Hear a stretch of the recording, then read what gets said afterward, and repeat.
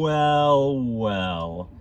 The Dallas Mavericks went to Phoenix for Game 7 and kicked the absolute snot out of the 64-win Suns. If you watched yesterday's pregame show I did with the live stream, you know I was feeling pretty optimistic. Dallas had come in winning 3 out of 4 games, and if you take out the disaster that the third quarter was in Game 5, you kind of felt like they had already taken Phoenix's best punch. We weren't sure what adjustments Phoenix could really make at that point to counteract what Dallas was doing, whereas Dallas was continuing to find new things that were frustrating the Suns. The different changes they made in Game 6 defensively, with Bullock switching on to Booker a little bit, just changing up the look that Paul and Booker were seeing, and then implementing Ntilikina masterfully in 21 minutes in that game. It just opened the door for some things for Dallas. And man, Phoenix kept poking the bear in this series. If anything, tripped them up. Obviously, Dallas outcoached them. Jason Kidd and his staff outcoached them. Dallas might have to really worry about losing Sweeney, their defensive kind of game plan coach. They might have to worry about losing him to a major promotion somewhere, like a head coaching job, maybe Charlotte or something, because that dude has been masterful at making adjustments, not just game to game, but even in the halftime adjustment category. He has been fantastic this postseason. Dallas's adjustments were phenomenal, and Phoenix, if there's one thing that really brought them down and made them vulnerable in this series, it was their hubris.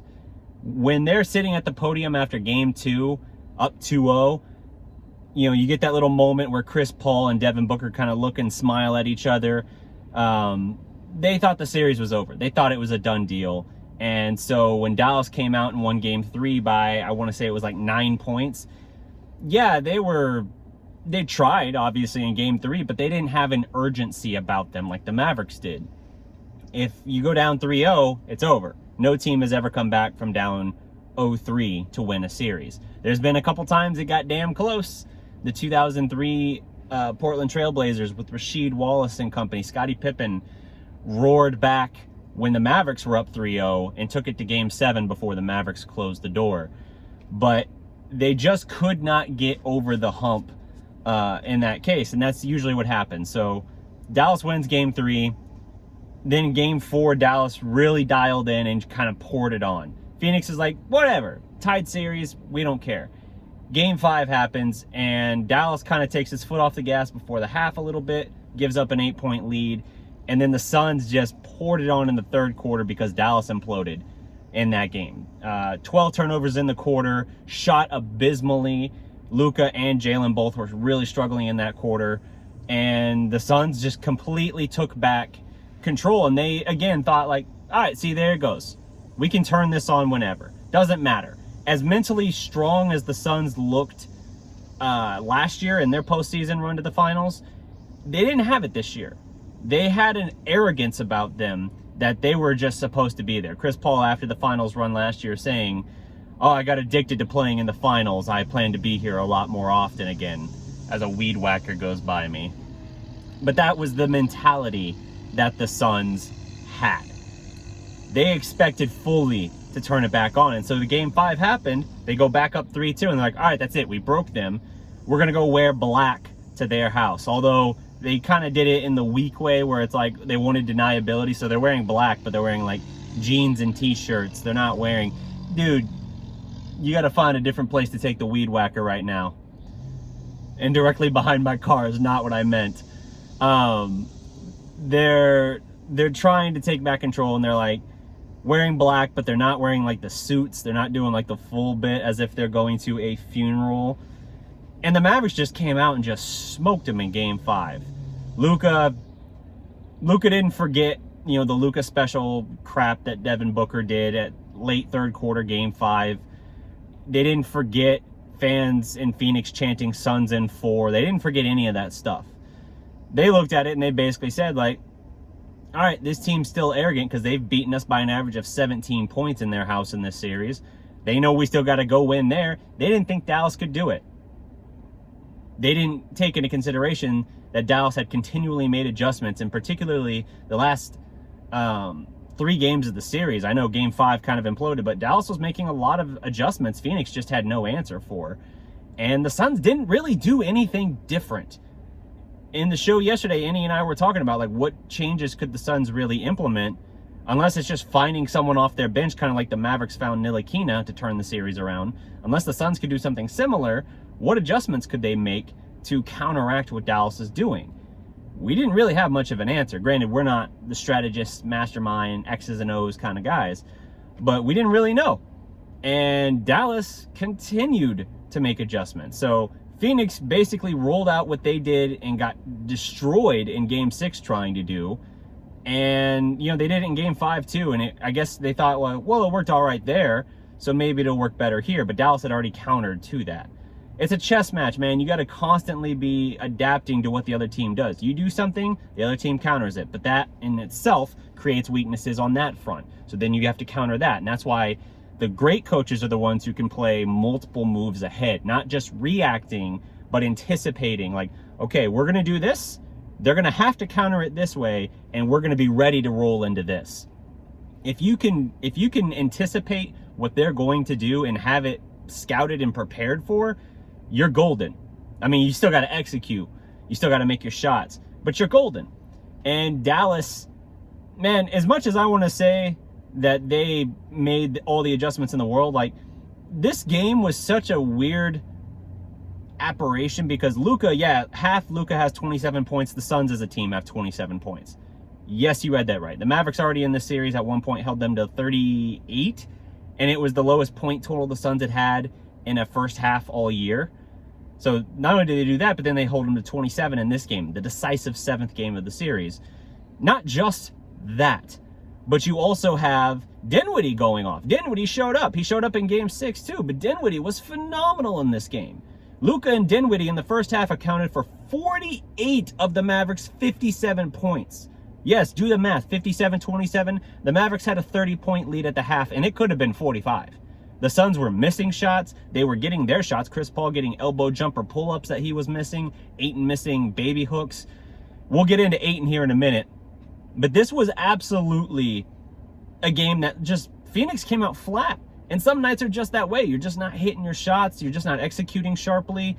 And it's just like, well, sometimes it's just that night. But when that happens in the playoffs, in a series-deciding game, your season ends. End of story. Luka and Dinwiddie were the only Mavericks who were really there in the first half. Again, 48 of 57 points. Jalen Brunson had 2 points at the half. Now, he ended up getting 24 points for the game. Dallas wins the game 123-90. If you do all the math there, 35 for Luka, 30 for Dinwiddie, 24 for Jalen. Those three accounted for 89 points by themselves. The Suns, who trailed by as much as 46 points in this game, late third quarter, down 46, end up scoring 90 as a team. 3 guys basically outscored the Suns for Dallas. That's incredible. You didn't get a whole lot out of Dorian. You didn't get a whole lot out of Bullock, which I thought you were going to need something out of the two of them. Although I said if Dinwiddie shows up, you'll have a good shot. But you just didn't get a whole lot. Like Dinwiddie off the bench, 30, obviously huge. But other bench players was like 6, 4, 3. And you had guys playing the entire fourth quarter garbage time. Luka got to sit out the entire fourth quarter. He had 35. Again, 8 points in the second half. He could have gone for 50 if he wanted or needed to. He was dialed in. Started the game with 8 quick points, step back threes, hitting that turn and fade in the lane. Just beautiful stuff. Artwork stuff. And Phoenix couldn't get anything out of their guys. Now, I understand part of the arrogance of the Suns coming into this series, at least the fan base, I'll just say them as in general. Dallas had not beaten the Suns in basically 3 seasons. And then they came out and won 4 out of 5 times to beat them in a playoff series. That's why the Suns didn't respect Luka, because for all the stats and all the accolades and everything they saw, he wasn't ever really doing that much against them. So they never felt like they were punished for taking Ayton over Luka, because they said, like, well, hey, Ayton's a very nice player on our team. Obviously, we were able to work around the fact that we didn't draft Luka by getting Chris Paul, and we got to go to the finals and go up 2-0, and now we're a 64-win team this year, expected to be back in the finals this year. So to them, they just kind of cast it aside. It didn't matter that they didn't take Luka. DeAndre Ayton played 17 minutes last night, 0 in the fourth quarter. Granted, again, you're down, 40 going into the fourth quarter, but still, 0 in the fourth quarter. And after the game, when asked about it, Monty basically just said it was an internal issue. That sounds like a guy that might be lacking a little bit of gumption and a little bit of heart, because he was supposed to be a major issue for Dallas. And kind of like they did in the first series, yeah, he had some big moments. Games 5 and 6, he produced very well. Game 6, his 21 and 11 or whatever were pretty quiet. But Game 5, he was a huge factor. So Dallas, just like they did with Rudy Gobert against the Jazz, basically took him out of the game and made him a non-factor. Took him out of the series and made him a non-factor. Dallas's embrace of small ball, the fact that you're in the Western Conference Finals, and look, we'll see what happens with that in your rematch against the Warriors. First time meeting them in the postseason since the 2007 We Believe Warriors that upset the Mavericks, the 1-seeded Mavericks at the time. That was the first time in NBA history that a 8 seed beat a 1 seed in a 7-game series. Joy. Thankfully, the Spurs made that mistake a couple of years later, and we at least don't hear about it as much now. But we'll see how that goes. But the fact that you beat the Suns is a really good sign for you, because the Warriors were much better equipped to deal with the Suns than they are the Mavericks. Again, we'll get into that when we preview that series. But you've already taken on the hardest team you could take on. The question now becomes, how much fuel do you have left in the tank? This team has been fighting, scratching, clawing for 2 months now. You had to fight back to get back on track after late December being a couple games under 500. You had to fight to fend off the 7-seed play-in tournament at the end of the year. You had to fight to overcome the fact that Luka missed the first 3 games of this playoff run because of the strained calf in the finale against the Spurs in the capper. So you had to deal with all of that. Then you had to fight back from down 0-2 in this series. Like, you have had to scratch, claw, fight, and just tear your way back through this. A lot of guys playing heavy minutes, 40-plus minutes for Dorian and Reggie Bullock. You've had to overcome a lot. So the fuel in the tank does become the question. But it also means that you are better battle-tested for this moment. If there is fuel, it is damn clean, burning fuel. And the Suns just did not have that. They didn't have to play with their backs against the walls, because they ran away with the damn 1 seed a long time ago. They were content. They were fat and happy. What's the Mark Cuban quote? Granted, not attributed in this context. Pigs get fat, hogs get slaughtered. That's what happened. The Suns went up 2-0. They took their foot off the gas. They panicked and pressed back down one more time to go back up 3-2. They thought they had it again, but Dallas never never quit fighting. They kept pushing and scratching and clawing, and they brought it back. First time since 2011 the Dallas Mavericks are in the Western Conference Finals. They are going to match up with the Golden State Warriors. It's the 3 versus the 4 in the West, and this is a really good matchup. We'll see what the Mavericks can do defensively, but the fact that they took in the last 2 games, I mean, Chris Paul after game 2 was never the same. Games 3 through 7, Chris Paul was a non-factor. He was not even close to his former self. And I think he ran out of, it's partly that he ran out of fuel. Of course, they're saying now he had a quad injury, which he didn't limp ever until he was, walking to the podium at the end of the season for them. Whatever, I don't care. The fact that in games 6 and 7 particularly, you took Ayton, Paul, and Booker out of the mix, made them afterthoughts. Dude, that's defensive brilliance.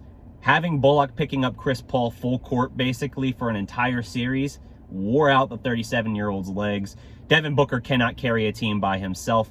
He is a brilliant number 2 guy, but when you got to ask him to be the number 1 guy and to go win playoff games, he's not even close to Luka's class or league or anything.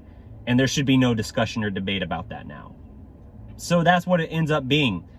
DeAndre Ayton, Luka's revenge tour of the teams that declined to draft him basically has come full circle. I guess you could say there's maybe still some unfinished business with the Kings who have still given the Mavericks their problems, but they kind of nipped that in the bud finally this year. But Luka has essentially completed the revenge tour. Just think about this. Phoenix could have drafted Luka instead of Ayton and had Booker and Luka. They also could have taken Jalen Brunson. They had another pick that they could have taken Brunson for before the Mavericks took him in the second round. They could have had Luka, Brunson, and Booker in Phoenix. Dude, if you do that, last year's team is probably NBA champion. Not only that, if you had taken Luka, you'd still have Igor, who, by the way, you hired a month before the 2018 draft, only to overrule him on his want to draft Luka #1, to instead say, no, we're taking Ayton. Then you fire him after like 1 year when you're terrible anyway and you've given him nothing to work with. Now he's an assistant on the Mavericks. It's so poetic justice. Igor and Luka's vengeance against Phoenix in this series. And the Suns, they talked like they were a dynasty. They acted like they were a dynasty. And what are they now? Nothing. Not even one title. Not even one. They had one run. And now they're talking about blowing the whole thing up. Not the whole thing. They're talking about trying to trade Chris Paul to someone desperate enough to take him like the Lakers. They're talking about trying to not give a max deal to Ayton, and they're going to let him walk because they think he'll get bigger money elsewhere. They're talking about trading several guys and really only keeping Booker and Mikal Bridges, who they just gave a new deal last year. They are in a world of hurt. You destroyed and blew up what the Jazz are and are going to be moving forward. And now you've effectively done that to the Suns too, who just got to this damn team. It is incredible when you can be the wrecker of shit and not the wrecky. It is incredible. And it is so gratifying to see this team come together and fight and just persevere the way that they have. It's a credit to everyone. If you haven't heard it already, seek out the audio of Jason Kidd mic'd up on the sideline, coaching the Mavericks, even in the second half when they're up 30-plus points, coaching them defensively through their rotations and adjustments, calling for the double teams. The energy and just the passion that he has is infectious. He has found the pulse of this team, and he is pressing every damn right button. And suddenly this team looks like if they got the fuel in the tank, there's not a damn team that can stop them. If they have the fuel, nothing can stop them. And holy crap, when did we last say that about this team, about this franchise in general? I'll let you make that decision. I'll let you make that determination. But that does it for my time. Thank you so much for watching. Be on the lookout for more. We're going to, of course, preview the Western Conference Finals. I'm going to be back Wednesday or Thursday, recording Wednesday, probably posting Thursday with Big Game James for another Positively Relentless. Like this video if you haven't already. Leave a like, comment below, subscribe to the Dallas Prospect. And until next time, guys, remember, every legend was once a prospect. Peace!